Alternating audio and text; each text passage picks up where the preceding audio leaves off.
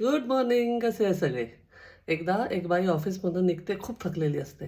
बस स्टॉपवर जाते. बस स्टॉपवर खूप गर्दी असते. तिचे खूप पाय दुखत असतात, पण बसायला काही जागा मिळत नाही. बस येते. बसमध्ये खूप गर्दी असते. तिला काही बसायला जागा मिळत नाही. ती उभी असते. तेवढ्यात अशा लास्ट 2-3 सीटपैकी एका सीटवरनं आवाज येतो. एक बाई हाक मारते, म्हणते, "मॅडम इथे येऊन बसा." ती बघते तर ती अशी मजूरसारखी दिसणारी बाई असते. अ, ही बसते त्या सीटवर. 1-2 स्टॉप गेल्यानंतर हिच्या बाजूची एक बाई उठते, सीट रिकामी होते. ही त्या बाईला पुन्हा हाक मारते. म्हणते, "आता तू येऊन बस इथे तुझ्या सीटवर." तर ती एका म्हाताऱ्या माणसाला पाठवते. मग पुन्हा 2-3 स्टॉपनंतर तो म्हातारा माणूसही उतरतो. ही पुन्हा त्या बाईला हाक मारते, जिने तिला सीट दिली होती, की "ये अगं त्या सीटवर बस." तर ती एका कडेवर लहान बाळ असलेल्या मुलीला तिच्या बाजूला बसायला पाठवते.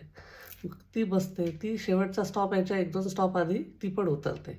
मग ही त्या बाईला बोलवते, की "आता बसमध्ये कोणीच नाही आहे, जागा पण रिकामी आहे, तू एकटीच उभी येऊन बस." मग ती जाऊन बसते. मग ही बाई तिला विचारते, "तू रोज असंच करते का?" ती म्हणे, "हो, माझ्याकडे काही खूप पैसे नाही, की मी कोणाला मदत करायला जाईल किंवा समाजसेवा करायला जाईल. पण मी उभ्याने बसचा प्रवास करूच शकते. तर मी बघते जे कोणी थकलेले दिसतात, ज्यांना कोणाला सीट मिळत नाही, त्यांना मी अशी सीट पकडते आणि माझी सीट त्यांना देते. माझ्याकडनं एवढंच." ती बाई विचार करते, आपण किती विचार करत असतो, की आपण फायनान्शियल एका पर्टिक्युलर स्टेटसला पोचलो, की मदत करू. मग आपण समाजसेवा सुरू करू. एका वयाचे झाल्यानंतर समाजसेवा सुरू करू.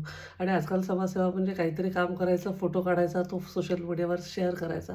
ही बाई अशी कितीतरी लोकांना मदत करते, अशी कितीतरी लोक एकमेकांना मदत करत आयुष्यात जगत असतात.